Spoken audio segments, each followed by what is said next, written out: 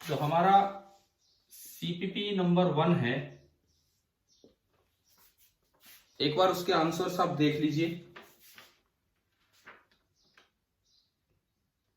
Total 13 question है इसमें। First question number 1 answer is B. Question number second answer is B. Question number third answer is C. Fourth answer is A.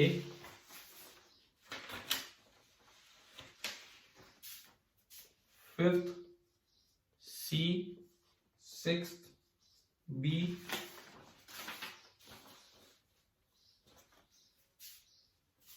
Seventh A. Eighth A. Ninth C. Tenth A. 11th B. 12th B. 13th A. 14th B. 15th C and 16th C. हाँ जी भाई, ये आपके answers हैं CPP number 1 के। इसमें doubts बोलिए कोई है तो मैं पहले वो डिस्कस करूं।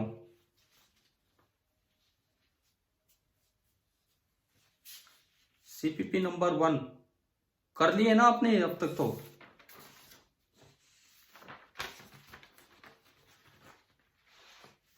हाँ भाई, जवाब दीजिए कुछ।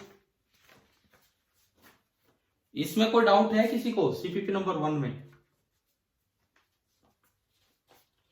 ठीक है, तो ये तो आपका हो गया सीपीपी नंबर 1। इसके बाद आप देखिए सीपीपी नंबर 2। तो उसके आंसर्स लिखता हूं। उसमें 10 सवाल थे। एटलीस्ट अपने आंसर्स को नोट कर लेना आप, जो भी है। सीपीपी नंबर 2 का फर्स्ट है ए, सेकंड है बी, थर्ड है डी, फोर्थ है A, fifth A, sixth C, seventh D, eighth C, ninth B and 10th A. ये आपका सेकंड सीपीपी है। इसमें कोई डाउट है तो बताएं। सीपीपी नंबर 2, इसी सवाल में कोई डाउट हो तो बताओ, तभी मैं डिस्कस करूंगा, नहीं तो मैं आगे बढ़ूंगा फिर।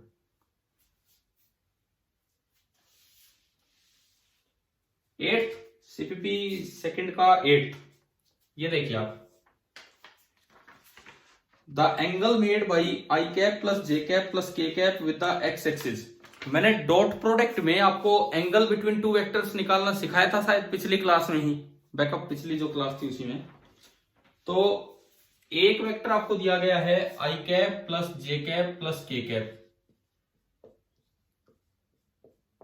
आपको उसका एंगल बताना है विद एक्स एक्सिस। तो दूसरा वेक्टर आप एक्स एक्सिस का यूनिट वेक्टर मान लो आई कैप, बस बहुत है, उसी से एंगल निकाल लो। अब दो वेक्टर्स के बीच का एंगल कैसे निकालते थे? यहां से मोड ए निकाला √3, यहां से मोड बी निकाला 1, और यहां से ए डॉट बी निकाला, और ए डॉट बी 1 × 1 1। फिर आपने इस चीज का यूज किया कि ए डॉट बी बराबर A into B into cos theta. तो वहां से जब आप कोस थीटा निकालेंगे तो कोस थीटा आया 1/√3। अब देखिए कोस थीटा आ गया 1/√3, और you can say theta is cos inverse 1/√3। Cos inverse में तो ऐसा ऑप्शन है नहीं। अब कुछ बच्चे सोचते हैं कि नन ऑफ दीज लगा दे, तो एक बार देखो कभी यही एंगल उन्होंने tan इनवर्स या sin इनवर्स में लिख के दे दिया हो। कैसे? कोस थीटा 1/√3, कोस थीटा 1/√3 से sin थीटा और tan थीटा और निकाल लो। कोस थीटा होता है बेस अपॉन हाइपोटेन्यूज। तो पाइथागोरस से ये बताओ सामने वाली साइड कितनी बनी? पाइथागोरस से सामने वाली साइड कितनी बनी? 2 नहीं, √2। तो यहां से जो tan थीटा निकालेंगे, tan थीटा वो आपका हो जाएगा √2 और थीटा आपका हो जाएगा tan इनवर्स ऑफ √2। ये है। या हो गया भाई, 8th क्वेश्चन आ गया समझ में? ठीक है। अच्छा 9th और 10th अभी क्रॉस प्रोडक्ट पे हैं, ऊपर 5th और 6th भी एरिया ऑफ पैरेललोग्राम पे थे। तो अब रिमेनिंग डिस्कशन हम क्लास के एंड में लेंगे। मैं थोड़ा क्रॉस प्रोडक्ट पढ़ा देता हूं जो हमारा बचा हुआ है बैकअप क्लास के लिए। ठीक है।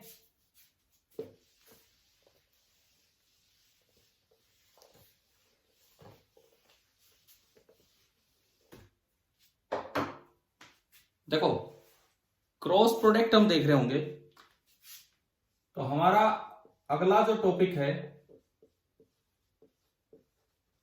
That is cross product of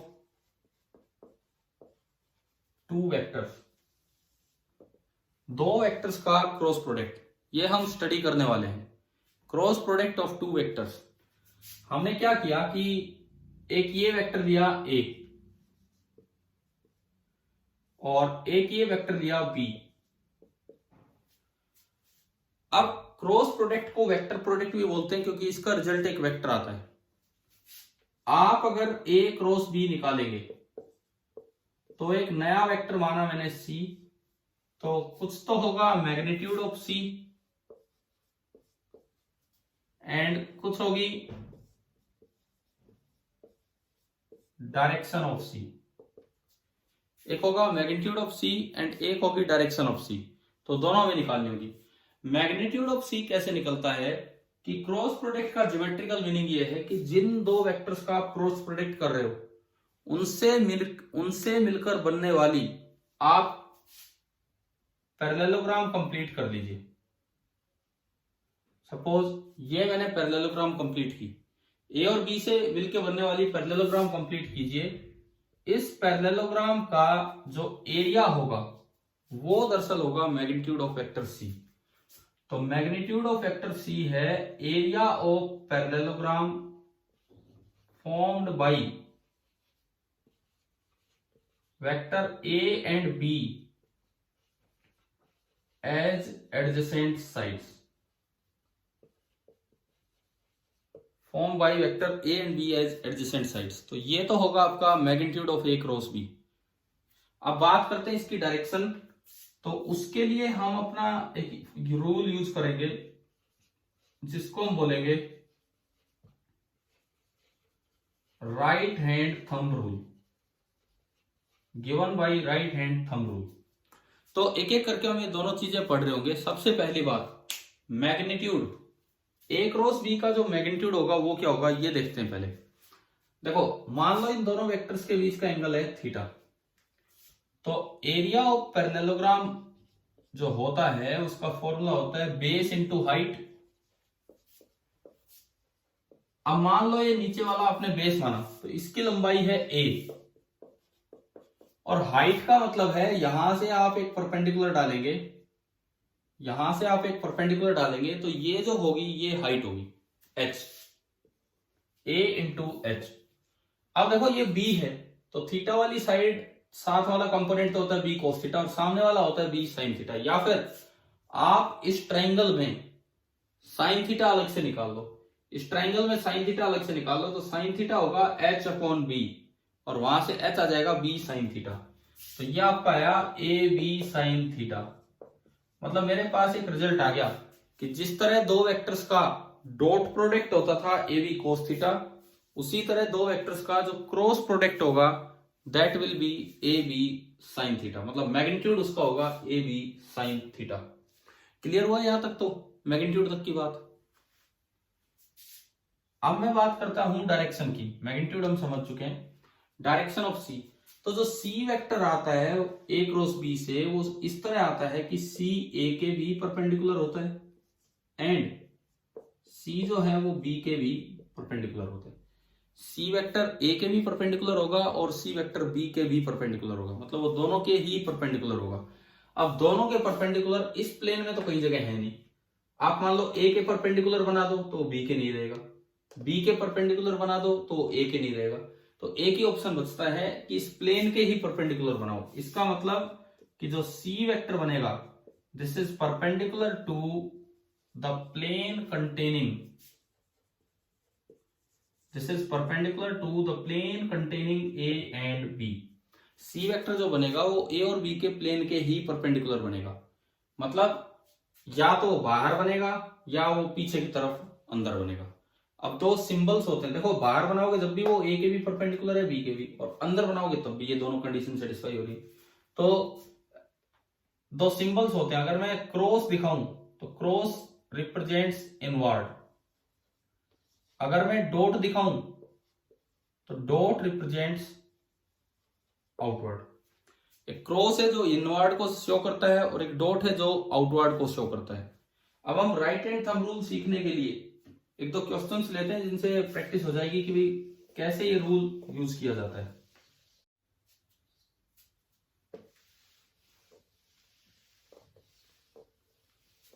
देखिए,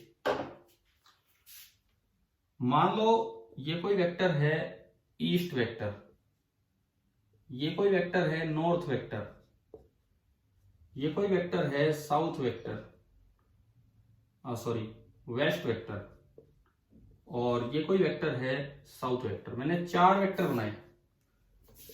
इसके अलावा मैंने एक 5वां वेक्टर माना अंदर की तरफ और एक छठा वेक्टर माना बाहर की तरफ। मैंने 6 वेक्टर मान लिए।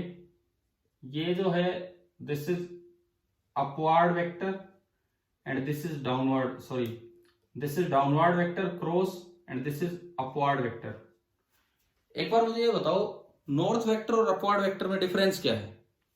कौन सा ऊपर की तरफ है, नॉर्थ है कि अपवर्ड है? अपवर्ड। ये नॉर्थ साउथ ईस्ट वेस्ट ये ऊपर नीचे नहीं होते हैं, ये तो बोर्ड पे मजबूरी है ऊपर दिखाना पड़ा है। ये हॉरिजॉन्टल डायरेक्शंस होती है, नॉर्थ सामने होता है और अपवर्ड ऊपर होता है, परंतु बोर्ड पे ऐसे दिखता है नॉर्थ ऊपर और अपवर्ड बाहर। चलो ये 6 वेक्टर हो गए। यहां से हम राइट हैंड थंब रूल लगाने की कोशिश करें, प्रैक्टिस करें। राइट हैंड थंब रूल क्या कहता है? मान लो मुझे निकालना हो east vector cross north vector की डायरेक्शन, मुझे इसकी डायरेक्शन निकालनी हो, ईस्ट क्रॉस नॉर्थ की मैं डायरेक्शन निकालना चाहता हूं, तो उसका तरीका सुनिए क्या है। ई आगे एन आगे, दोनों वेक्टर्स को टेल से टेल मिला के रख दो। आप अगर अपनी कॉपी में देखोगे तो ऐसे बनेगा, ईस्ट इधर और नॉर्थ सीधा आगे, पर मैं बोर्ड के हिसाब से समझाता हूं। ईस्ट आगे नॉर्थ ऊपर की तरफ बना। आप अपना राइट हैंड लीजिए, यूं यूं कर लेना राइट हैंड, अंगूठा जो है वो हाथ के परपेंडिकुलर इस तरह से, राइट हैंड, लेफ्ट हैंड नहीं राइट हैंड, ये ध्यान रखना। और जो हाथ का ये जो ज्वाइंट है ये दोनों की टेल के ज्वाइंट पे रख दो और इस तरह रखो कि पहले हाथ रखा जाए पहले वेक्टर पे, ई पे हम हाथ रखें। तो ई ये ब्लू वाला है आगे, तो मैंने ई पे हाथ रख दिया और ज्वाइंट पे रखा है, ठीक है।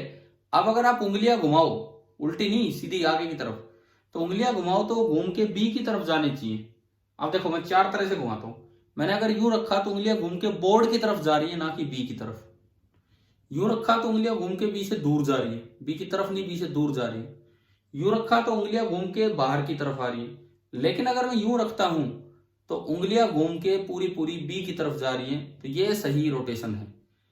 अगर आपने सही तरीके से हाथ घुमा लिया तो अंगूठा आपको ए क्रॉस बी की डायरेक्शन देगा। तो अब दोबारा देखो, ई क्रॉस एन, ई वेक्टर आगे एन वेक्टर, ई वेक्टर इधर एन वेक्टर आगे, यूं इस तरह हाथ रखना है, ई क्रॉस एन करना है, बिल्कुल सही घुमाया, अंगूठा बाहर की तरफ आ रहा है। तो बताओ ई क्रॉस एन की जो डायरेक्शन होगी वो आपकी होगी अपवर्ड। अपवर्ड मतलब मैंने डॉट से दिखा दिया। हाँ जी भाई बताओ, ये एक आया क्या समझ में, कैसे राइट हैंड थंब रूल की डायरेक्शन निकालिए?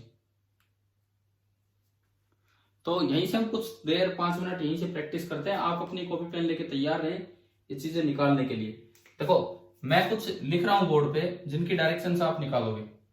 एक निकालनी है डब्ल्यू क्रॉस एन की, केवल डायरेक्शन। एक निकालनी है डी क्रॉस एस, एक निकालनी है ई क्रॉस यू, और एक निकालनी है एन क्रॉस डी। आप ये 4 डायरेक्शंस पहले निकालो, फिर एक साथ बोलना है, बीच बीच में नहीं बोलना है। राइट हैंड थंब रूल जो अभी सिखाया एक बार अप्लाई करके देखो।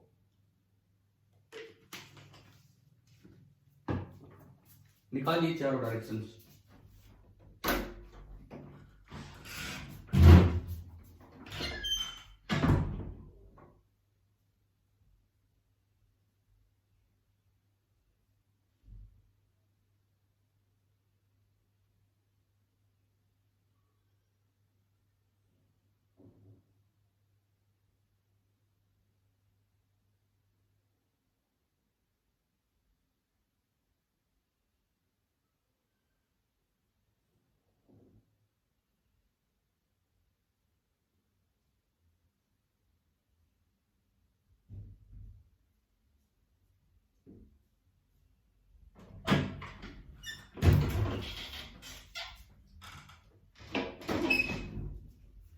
जी निकाल दिए।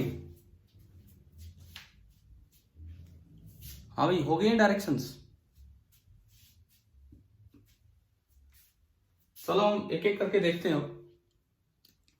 सबसे पहले W क्रॉस N, सबसे पहले हम डायरेक्शन निकाले हैं W क्रॉस N। कैसे निकाले देखिए, W इधर है और N ऊपर है। W और N मैंने लगाए, लेफ्ट हैंड का यूज नहीं करना है, केवल राइट हैंड का यूज करना है। W आगे N ऊपर, तो W क्रॉस N। W पे हाथ रखा, आप देख सकते हैं ज्वाइंट पे हाथ W पे, इस तरह की उंगलियां घूमे तो दूसरे की तरफ आए। तो W क्रॉस N क्या डायरेक्शन आई बताओ, बोलो अगर कुछ समझ आ रहा है तो। W क्रॉस N क्या आ रही है, इनवर्ड, डाउनवर्ड जिसको हमने बोला है इनवर्ड, ये आगे डायरेक्शन। अब D cross S, downward cross S, तो D तो अंदर की तरफ है, S नीचे की तरफ है। D पे हाथ रखना है इस तरह, D पे हाथ रखना है इस तरह की उंगलियां घूम के नीचे की तरफ जाए, तो D क्रॉस S उधर गया, किधर है, क्या डायरेक्शन है, आउटवर्ड दिए। दोबारा देखो, D अंदर की तरफ है, D अंदर की तरफ है, S नीचे, ईस्ट भी नहीं है। D क्रॉस S किधर जा रहा है अंगूठा, वेस्टवर्ड, तो इसकी डायरेक्शन आएगी along west. E cross U बताओ, E क्रॉस U,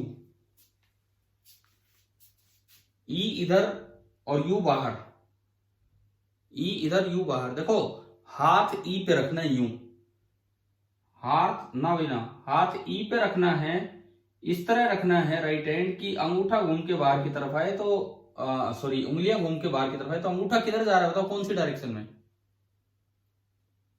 साउथ। तो ये आपकी डायरेक्शन आई अलोंग साउथ। आखिरी अब ढंग से बताओ, N cross D,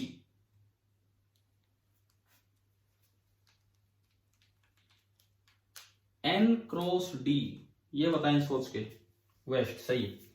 N cross D आपका आ गया वेस्ट के अलोंग।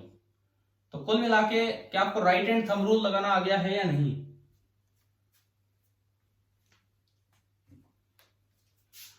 देखो हमने मैग्नीट्यूड भी निकाल लिया, क्रॉस प्रोडक्ट का डायरेक्शन निकालने भी सीख ली। अब आप एक बार सीपीपी नंबर 2 का क्वेश्चन नंबर 9 लीजिए।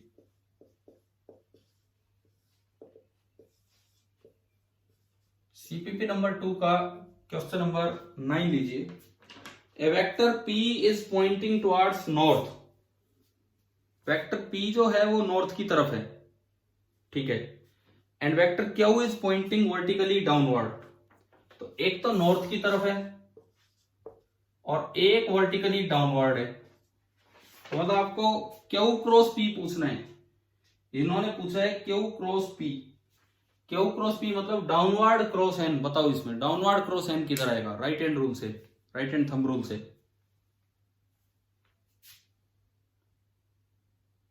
हाथ D पे, हाँ हाथ D पे पहले रखना है, D पे पहले रखना है और फिर इधर घूमेगा, तो ये अंगूठा उधर जा रहा है, आ रहा है ना समझ में, ईस्ट। अगर P क्रॉस Q पूछा होता तो P पे हाथ रख के Q की तरफ घुमाते तो ये वेस्ट आ जाता, लेकिन फिलहाल ये डायरेक्शन आ गई ईस्ट। क्लियर हुआ ये वाला क्वेश्चन। अब आप सीपीपी 2 के क्वेश्चन नंबर 7 पे आइए। सीपीपी 2 का क्वेश्चन नंबर 7,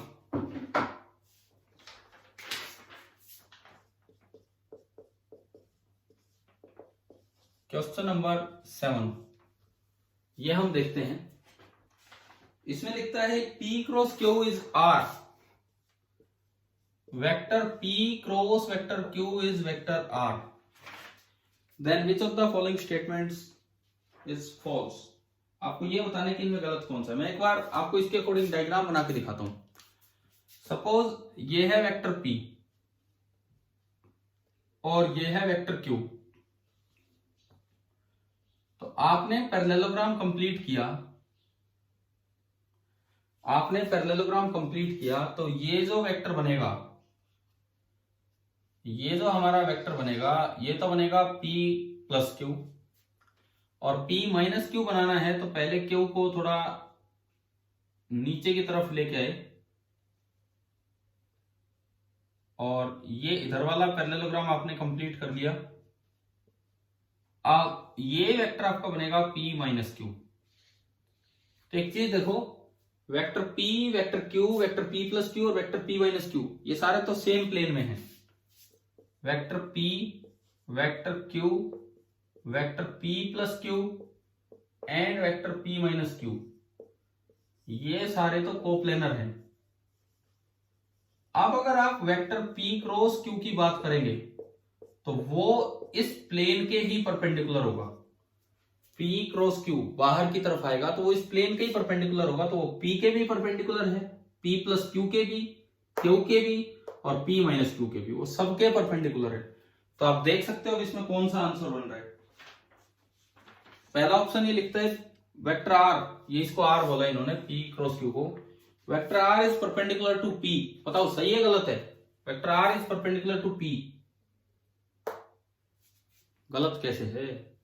अरे वेक्टर r का मतलब है ये p क्रॉस q को r बोल रहा है, p क्रॉस q तो बाहर ही तो है, सही है। और इन्होंने फॉल्स वाला पूछा है, vector r is perpendicular to q, सही है ये भी। तीसरा option vector r is perpendicular to p minus q, सही है गलत है? बताओ, सही है ये भी। और चौथा ऑप्शन कहता है कि vector r is perpendicular to vector p plus vector q, ये गलत है ना, नॉट परपेंडिकुलर लिख दिया इसलिए गलत हो गया, क्योंकि p प्लस क्यू के भी ये परपेंडिकुलर होता। अच्छा अब एक बात सुनो, वेक्टर r पे इन तीन ऑप्शंस पे एरो लगा है, चौथे में एरो नहीं लगा परंतु वो बोल्ड हो रहा है, बोल्ड बाकियों में भी है परंतु चौथे में खाली बोल्ड है। तो अगर कोई खाली बोल्ड भी हो रहा हो तो इसका मतलब उस पे वेक्टर साइन है, उस पे एरो है, क्योंकि दोनों रिप्रेजेंटेशन होते हैं, चाहे आप एरो लगाएं या ना लगाएं दोनों रिप्रेजेंटेशन है। अब बोल्ड कर दीजिए या उस पे एरो लगा दीजिए, वेक्टर साइन को ही रिप्रेजेंट करता है। हाँ जी, क्वेश्चन नंबर 7 आ गया समझ में?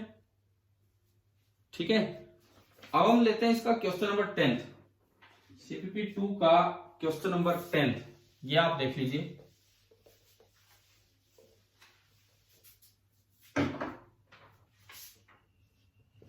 देखिए इसमें लिखता है A is any vector in the plane of unit vectors B and C with B dot C equal to 0। एक तो कहता है कि B और C दोनों यूनिट वेक्टर हैं, मतलब दोनों का मैग्नीट्यूड 1 है, and B dot C is 0। B dot C 0 का क्या मतलब है, क्या कंक्लूजन निकलता है यहां से?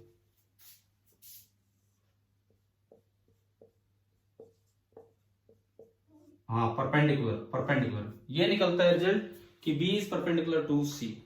तो आप एक दो वेक्टर बना दीजिए, एक एक मैग्नीट्यूड का, एक B और एक C, ये B है और ये C है, दोनों का मैग्नीट्यूड 1 है और दोनों एक दूसरे के परपेंडिकुलर। अब ये कहता है कि 10th क्वेश्चन कहता है A vector is any vector in the plane of unit vectors B and C। इन्हीं के प्लेन में आप कहीं भी वेक्टर A बना दीजिए, कितना भी बड़ा, ये आपका वेक्टर A हो गया। तो इन्होंने पूछा है then the magnitude of vector A cross B cross C, ये हमसे पूछा गया है। A cross B cross C का मैग्नीट्यूड, इसका मैग्नीट्यूड। आप B क्रॉस C को थोड़ी देर के लिए D बोल लीजिए, B क्रॉस C को थोड़ी देर के लिए D बोल लीजिए, तो यानी कि मुझे बताना है magnitude of A cross D, ये मुझे बताना है magnitude of A cross D। पहली बात D निकालो। हाँ जी, D किधर होगा? अगर ये B है ये C है तो B क्रॉस C जिसको हमने D बोला है, D किधर होगा, आउटवर्ड की इनवर्ड? देखो इसमें B क्रॉस C किधर है, B क्रॉस C आउटवर्ड, तो D की डायरेक्शन आ गई कि D की डायरेक्शन है आउटवर्ड, और A जो है वो इसके प्लेन में ही है। तो एक बार ये बताओ A और D के बीच का एंगल कितना है? 90। D बाहर हो गया, A इसके प्लेन में है तो एंगल हो गया 90। अब मैं एक बार D का मैग्नीट्यूड और निकाल रहा हूं, तो B क्रॉस C का मैग्नीट्यूड होगा magnitude of B into magnitude of C into sine of angle between, क्योंकि क्रॉस प्रोडक्ट में cos थीटा नहीं आता, साइन थीटा आता है, और B और C के बीच का एंगल है 90। तो ये हमारा मैग्नीट्यूड ऑफ D आ गया। बताओ भाई ये स्टेप आया क्या समझ में? D का मैग्नीट्यूड हम कैसे निकाल रहे हैं? तो अब देखो मॉड ऑफ B 1 है, मॉड ऑफ C भी 1 है और साइन 90 भी 1 है, तो मैग्नीट्यूड ऑफ D आपका कितना आ गया? 1। अब अगर मैं इसको खोलूं आगे तो ये खुलेगा mode of A into mode of D जो कि 1 है, into sine of angle between A and D, और ए और डी के बीच का एंगल है 90 डिग्री। ए और डी के बीच का एंगल है 90 डिग्री। बताओ ये स्टेप आया समझ में? ये स्टेप आ गया समझ में किस तरह किया हमने? तो साइन 90 भी 1, ये भी 1, तो ये आंसर मोड ए आ गया, और मोड ए इसका 10th का पहला ऑप्शन था ए। क्रॉस प्रोडक्ट में इतनी बातें क्लियर है यहां तक? ठीक है। अब देखो आगे अगली बात कि अगर आई कैप, जे कैप, के कैप में वेक्टर्स दिए हों तो क्रॉस प्रोडक्ट कैसे लिखते हैं?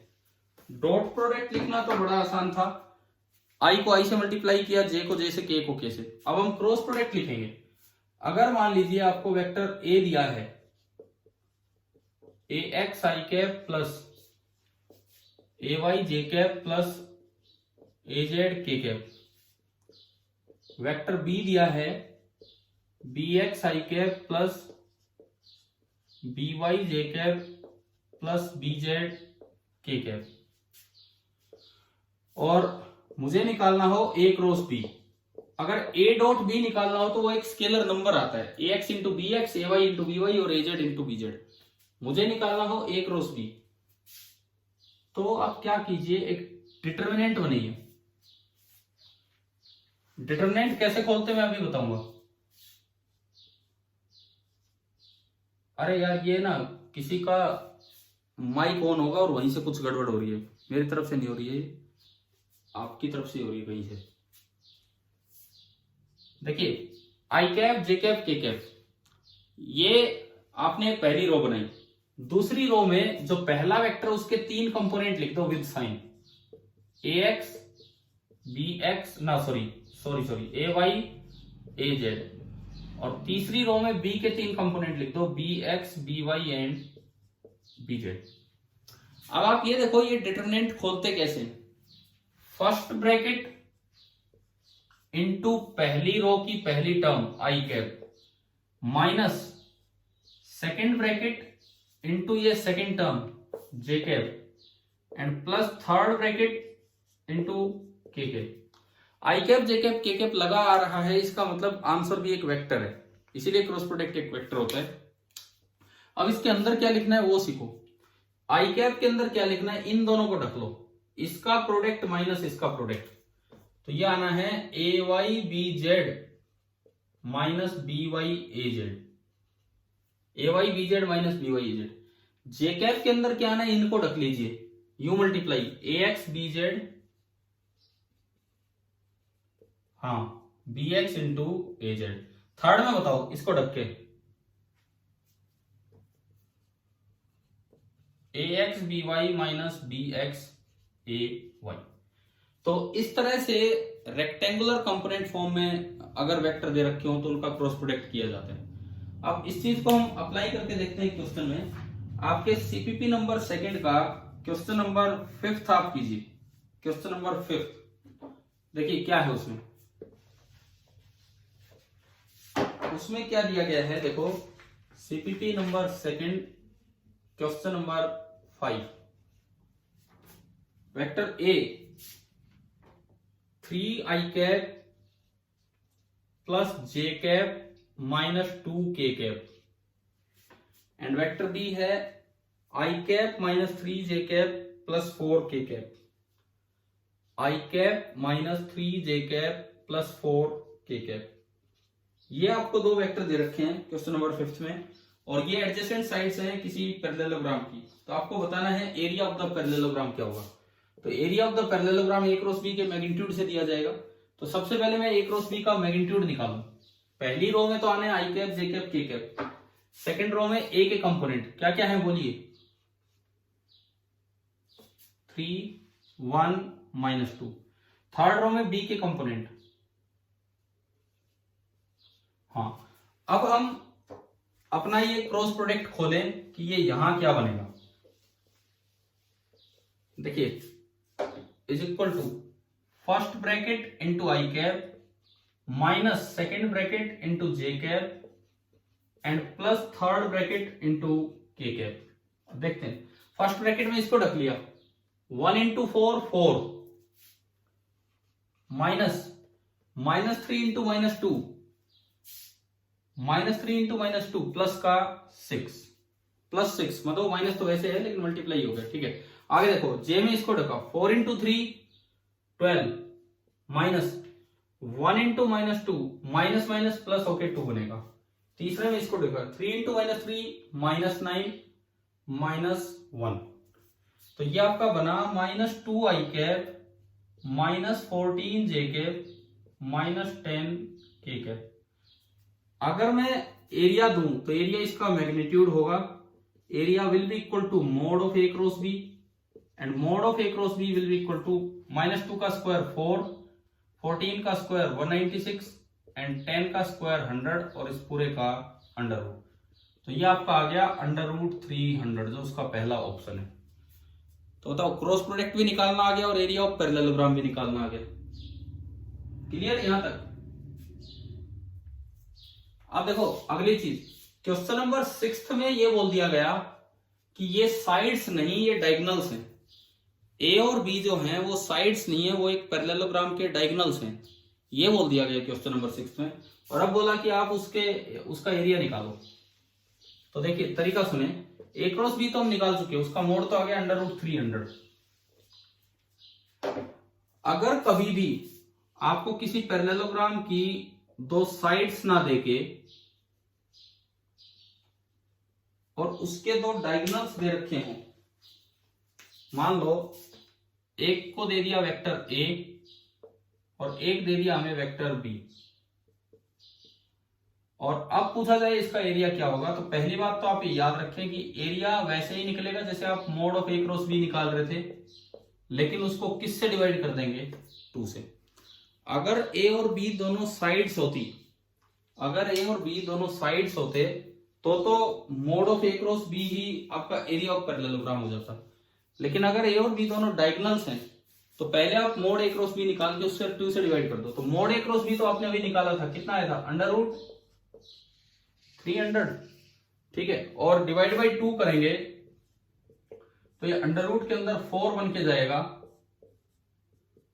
तो ये √75 है। पहले तो ये बताओ क्वेश्चन नंबर 6 कैसे करना है, क्या समझ में आ गया है कि नहीं? अब ऐसा क्यों किया, ये 2 से डिवाइड क्यों किया, ये पता है आप लोगों को? मैं पढ़ा चुका पहले, तो मैं तो ये बैकअप क्लास ले रहा हूं। क्या ये क्लास अटेंड की है किसी ने जिसमें ये सब करवाया था?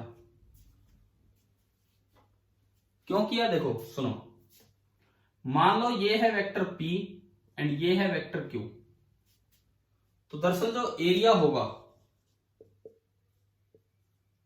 हाँ वो ऐसे ही है बिल्कुल, फिर भी मैं बता देता हूं, एरिया होगा P क्रॉस Q। तो अब मुझे P क्रॉस Q निकालने हैं, तो वेक्टर A जो है भाई पैरेललोग्राम लो, वेक्टर A तो होगा P प्लस Q, और वेक्टर B होगा हेड गया Q पे और टेल है P पे, Q माइनस P। इस ट्राइंगल में अगर आप ट्राइंगल लो लगाते तो P और B सेम डायरेक्शन में है और Q अपोजिट ऑर्डर में, तो vector P plus B is Q, तो B आ गया Q माइनस P। ये A है, ये B है। यहां से अगर मैं A क्रॉस B करूं, A क्रॉस B, तो जब आप इनको खोलोगे क्रॉस प्रोडक्ट को, तो पहली टर्म बनेगी, मतलब ये पूरा इससे क्रॉस होना है, पहली टर्म बनेगी P क्रॉस Q, दूसरी टर्म बनेगी P cross P, 0, parallel vectors का क्रॉस प्रोडक्ट 0 होता है। तीसरी term Q cross Q, 0, parallel vectors का क्रॉस प्रोडक्ट 0, एंड चौथी term minus Q cross P। अब माइनस Q क्रॉस P को मैं लिख सकता हूं negative of P cross Q, minus Q cross P को हम लिख पाएंगे negative of P cross Q। तो negative of P cross Q करते ही ये प्लस हो जाएगा और ये डबल हो जाएगा, तो ये बन गया 2 टाइम्स P क्रॉस Q, यानी कि A cross B is 2 times P cross Q। तो P क्रॉस Q होगा half of A cross B, तो इसलिए आ जाता है हाफ ऑफ डायगोनल्स का क्रॉस प्रोडक्ट, ठीक है। और आप ये खुद समझ के देखना कि मैंने क्या बताया है यहाँ पे। तब आप ये बताओ क्या क्रॉस प्रोडक्ट समझ में आ गया है या नहीं, ठीक है। और ये आपका सीपीपी नंबर 2 अब बिल्कुल कंप्लीट हो गया है, एक एक सवाल इसका हो गया है, मैंने आंसर्स भी आपको बता दिए। अच्छा इसके बाद सुनिए, अब मैं जो आपको पढ़ा चुका पहले ट्रिपल प्रोडक्ट, उसमें मेन काम आता है scalar triple product. Just 2 minute बताता हूं। एसटीपी स्केलर ट्रिपल प्रोडक्ट क्या होता है। वेक्टर ए दिया है, वेक्टर बी दिया है, वेक्टर सी दिया है, तो अगर आपको उनका स्केलर ट्रिपल प्रोडक्ट निकालना है, ऐसे हम रिप्रेजेंट कर देते हैं, मतलब 2 का क्रॉस करके तीसरे से डॉट निकालना है, तो उसको लिखने का सीधा तरीका ये होता है A X A Y A Z, I cap J cap के कैप नहीं आना, B X B Y B Z and C X C Y C Z. और वैसे ही खोल लो जैसे पहले बोला था, फर्स्ट ब्रैकेट इंटू आई कैप की जगह A X minus second bracket into A Y plus third bracket into A Z. और स्केलर ट्रिपल प्रोडक्ट की खासियत हमारे लिए ये रहेगी कि अगर ये जीरो आ जाए, अगर ये जीरो आ जाए तो इसका मतलब ये तीनों के तीनों वेक्टर्स कोप्लेनर हैं। ये मैं ट्रिपल प्रोडक्ट ऑफ वेक्टर्स पे क्लास ले चुका हूं, जो आप बता रहे थे कि ज्यादातर बच्चे अटेंड कर ही चुके हैं पहले, तो दोबारा से मुझे रिपीट करने की जरूरत नहीं है। अब बताओ भाई, पूरा वेक्टर क्लियर हुआ है यहां तक? अब मैं सीपीपी नंबर 3 के और एक बार आंसर्स दे देता हूं। CPP number 3, question number 1 true और फॉल्स थे, केवल एफ फॉल्स है, केवल एफ फॉल्स है, बाकी सारे ट्रू हैं। ये जो स्टेटमेंट्स हैं, एफ फॉल्स है, बाकी सारे ट्रू हैं। सेकंड में पूछा है प्रोजेक्शन 0, थर्ड में प्रूव करना था, फोर्थ का आपका आंसर है प्लस माइनस 5 इंटू 5/√3 इंटू आई कैप माइनस जे कैप माइनस के कैप, ये इसका आंसर था। क्वेश्चन नंबर 5th का आंसर था 1/2। सिक्स्थ का आंसर ये तो प्रूव करना था स्केलर ट्रिपल प्रोडक्ट से। सेवंथ का आंसर है -12। एंड क्वेश्चन नंबर 8th का आंसर है -3/2 आई कैप प्लस 5/2 जे कैप प्लस 3 के कैप। तो ये इसके इस सीपीपी के सारे आंसर्स हैं, आप अपने ट्राई कर लेना। और अब मुझे लगता है कि शायद वेक्टर्स पे मैं काफी बैकअप क्लास ले चुका हूं, जिसमें पीछे का सारा पेंडिंग आपको पढ़ा दिया गया है। अच्छा, आज मॉर्निंग वाली क्लास के बाद और इस क्लास के बाद अब हम डिफरेंशिएशन पे जाने को तैयार है, जो हम अगली क्लास से स्टार्ट करेंगे।